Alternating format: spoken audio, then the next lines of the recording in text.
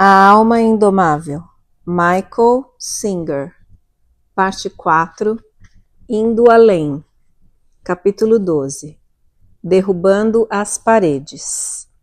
Em algum ponto do seu crescimento, o silêncio dentro de você começará a aumentar. Isso acontece de maneira bastante natural quando você se assenta mais profundamente dentro de si. Você passará a perceber que, embora sempre tenha estado aí, estava completamente esmagado pela torrente constante de pensamentos, emoções e impulsos sensoriais que atrai a sua consciência. Ao ver isso, começará a entender que talvez seja mesmo capaz de ir além de todas essas inquietações.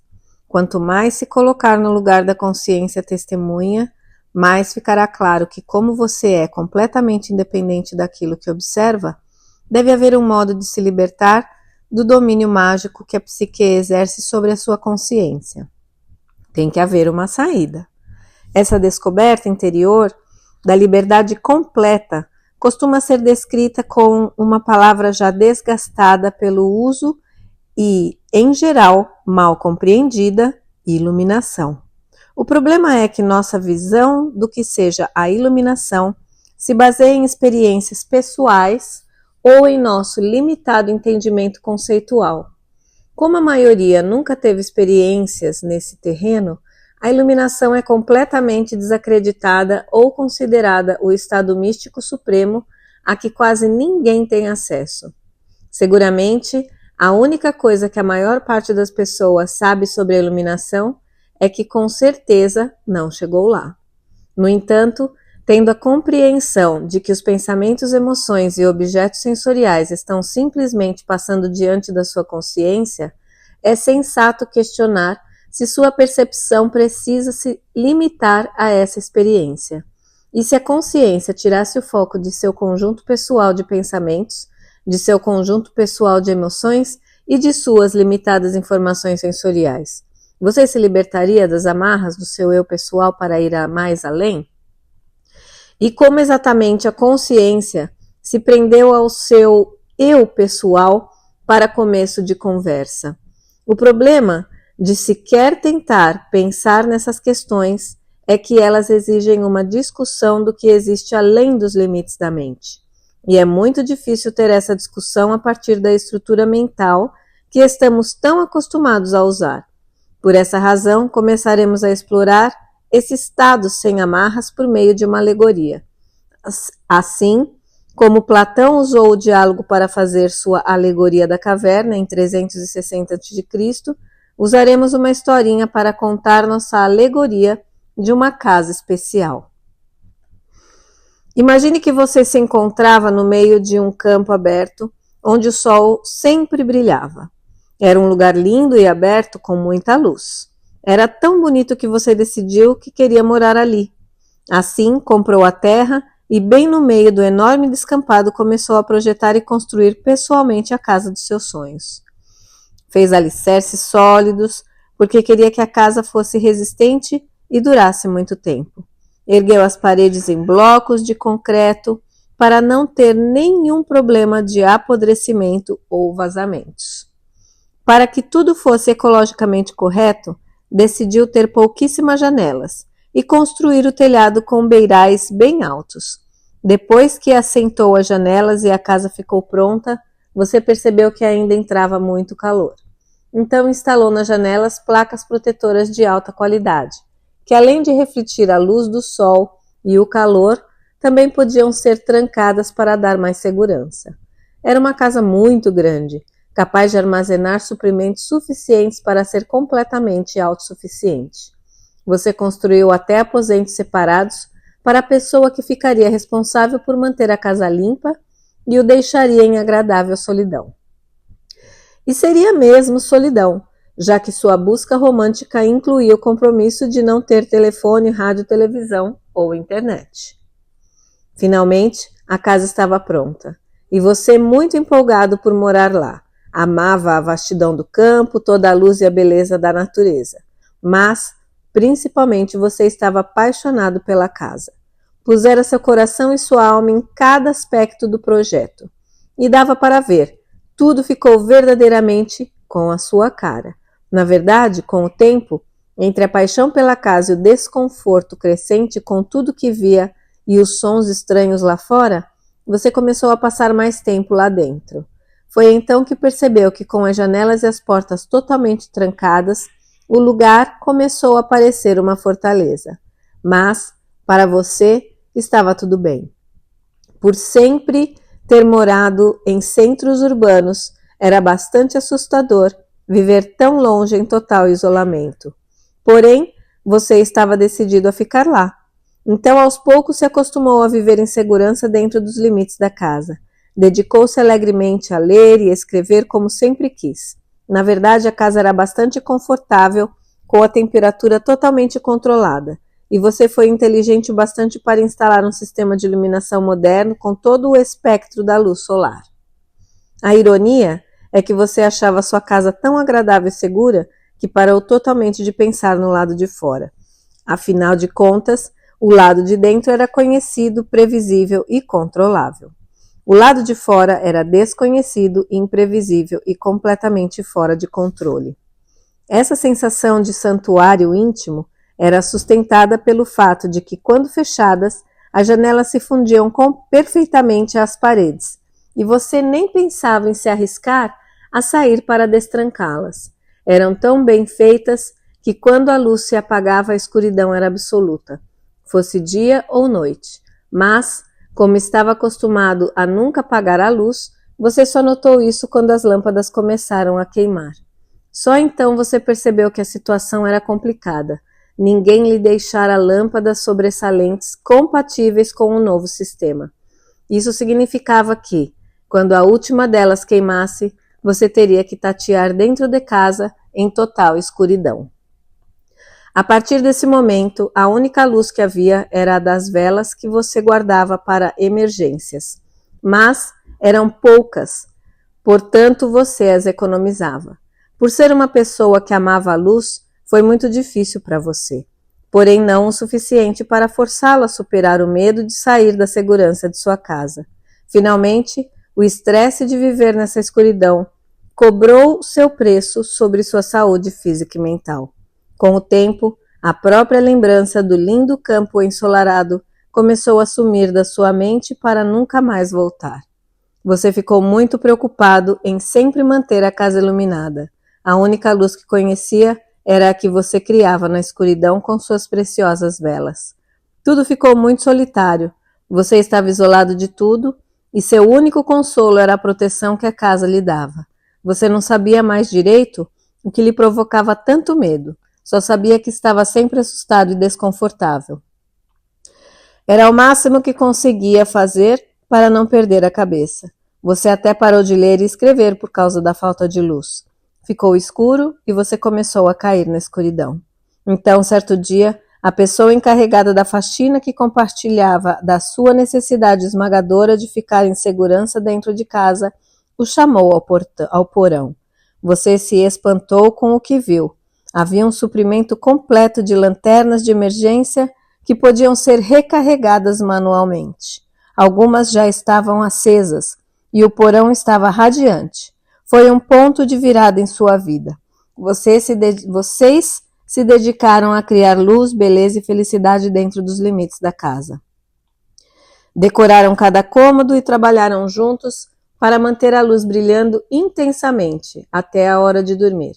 Você voltou a ler e escrever e descobriu que a pessoa que o ajudava adorava ler seus escritos. Na verdade, não eram apenas as luzes artificiais que iluminavam a casa. O amor começou a brilhar no coração de vocês. Imagine só a luz que poderiam criar juntos em vez de separados. Vocês se tornaram inseparáveis e chegaram a encenar uma cerimônia de casamento. Foi lindo quando vocês prometeram cuidar um do outro e criar um lar de amor e luz.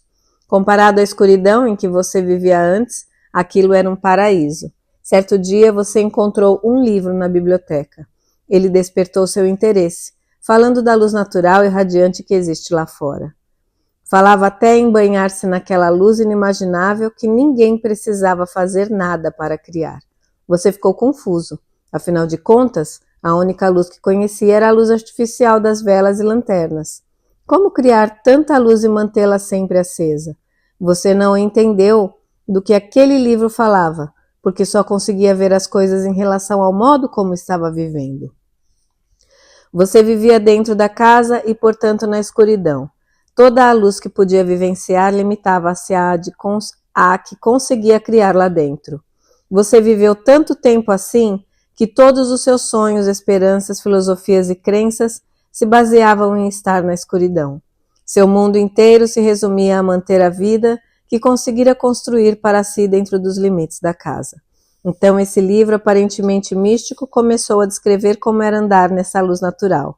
Parecia falar de uma luz onipresente e auto-efulgente, que brilha por toda parte ao mesmo tempo.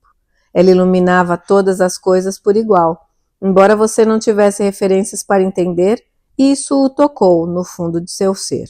Em seguida, o livro falava sobre ir lá fora, isto é, além das paredes do mundo que você criara para si. Na verdade, dizia que quando você estivesse apegado e apaixonado pelo mundo criado para evitar a escuridão, nunca conheceria a abundância de luz natural que há além dos limites da casa. Mas como você poderia sair se dependia tanto do que construir ali dentro? A analogia da vida dentro dessa casa combina perfeitamente com a nossa difícil situação. Nossa consciência, nossa noção de ser, mora lá no fundo de nós, numa área artificialmente isolada que é a absoluta. Tem 4 paredes, chão e teto. É tão sólida que nenhum raio de luz natural consegue penetrar nela. A única luz presente é a que conseguimos criar. Quando não criamos boas situações para nós, há apenas escuridão. Então ficamos ocupadíssimos decorando a casa diariamente.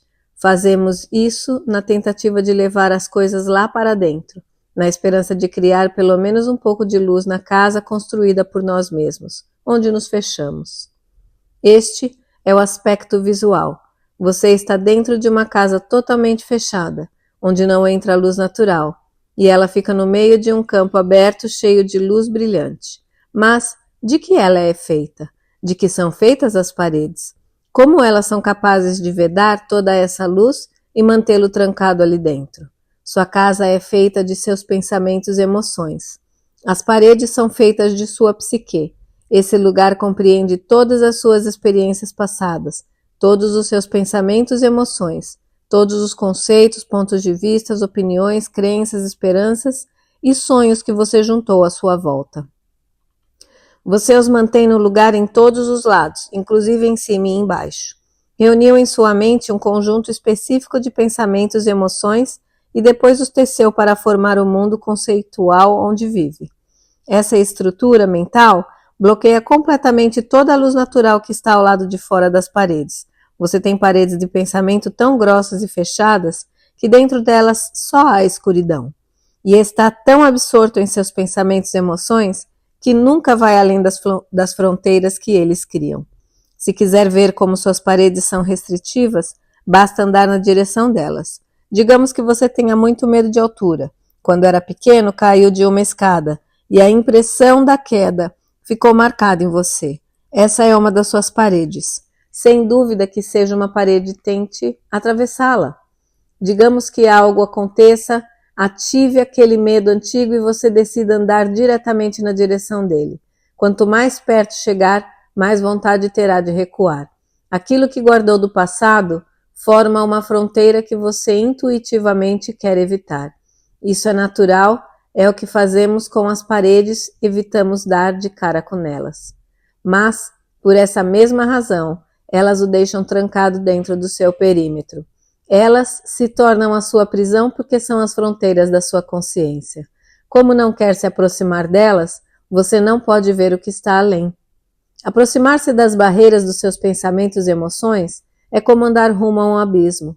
Você não quer se aproximar desse lugar, mas é possível ir até lá, e se quiser você encontrará a saída. Assim, vai, enfim, perceber que ali não há exatamente escuridão. O que há são paredes bloqueando a luz infinita. Quando estamos à procura de luz, essa distinção é fundamental.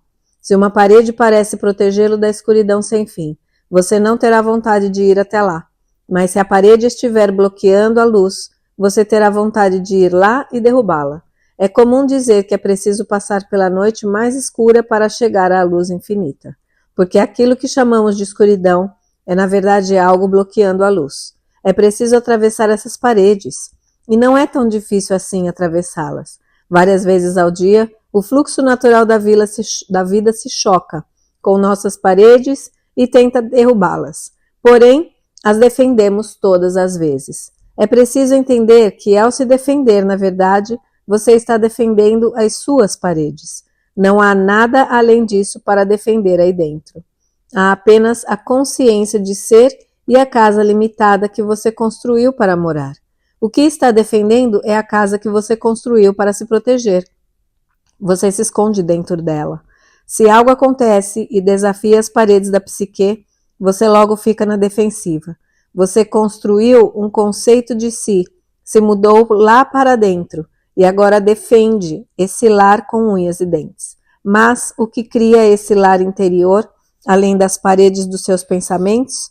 Quando você diz: sou uma mulher de 45 anos casada com Joe, fui aluna no colégio tal. Isso são pensamentos. Essas situações reais não existem aí com você, a não ser sob a forma de pensamentos aos quais se agarra. Mas fui atleta de basquete, presidente do Grêmio Estudantil no último ano. Isso foi 30 anos atrás. Essas situações não existem mais, estão apenas dentro de você e formam as paredes entre as quais você mora. E se alguém desafiar seu conceito de si e abrir um pequeno furo nele? E se alguém conseguir abalar um desses pensamentos, desses alicerces sobre os quais a casa da sua psique foi construída? Imagine-se lhe tivessem dito quando você tinha 20 anos: espere um instante, esses não são seus pais, você foi adotada, eles nunca lhe contaram? Você negará terminantemente até lhe mostrarem os documentos. Isso vai abalar todo o seu ser interior. Basta um único pensamento errado e a estrutura começa a desmoronar. Um medo enorme e uma agitação tremenda podem surgir dentro de você simplesmente porque algo não é do jeito que pensava que fosse. Isso abala até o âmago do seu ser, porque questiona a casa de pensamento em que você mora. Para consertar, você começa com racionalizações. Sei que eles eram pessoas muito boas. Eram como se fossem meus pais de verdade. Imagine-os me adotando e me criando como se fosse deles. Meu Deus, eles eram ainda mais especiais do que eu pensava. Você remendou o buraco muito bem. É o que fazemos com nossas paredes. Preservamos sua solidez. Não permitimos que nada as abale. Note que você remendou a parede rachada com pensamentos. Você remendou com pensamentos algo que é feito de pensamentos. É o que fazemos. Assim como as pessoas que, assustadas, se trancaram dentro da casa escura no meio do campo ensolarado, e depois lutaram para criar alguma luz. Trabalhamos duro para construir um mundo dentro dos limites das nossas paredes interiores que seja melhor do que a escuridão interior. Enfeitamos as paredes com as lembranças de experiências passadas e com sonhos do futuro. Em outras palavras, as enfeitamos com pensamentos. Mas assim como as pessoas da casa tinham o potencial de sair do mundo artificial que construíram e ir para a beleza da luz natural, você pode sair da sua casa de pensamentos e ir para o ilimitado. Sua consciência pode se expandir e englobar o espaço vasto em vez do espaço limitado onde você mora. Então, quando olhar para trás e avistar aquela casinha que construiu, você vai se perguntar por que ficou lá dentro. Essa é a sua jornada em direção à saída. A verdadeira liberdade está bem perto, no outro lado de suas paredes. A iluminação é algo muito especial, mas na verdade não deveríamos nos concentrar nela. Em vez disso, concentre-se nas paredes que você mesmo criou e que bloqueiam a luz. De que adianta construir essas paredes e depois lutar pela iluminação? Você pode encontrar a saída simplesmente deixando a vida cotidiana derrubar as paredes que mantém à sua volta. Basta não participar da preservação, da manutenção e da defesa de sua fortaleza. Imagine a sua casa de pensamentos no meio de um oceano de luz e 1 trilhão de estrelas.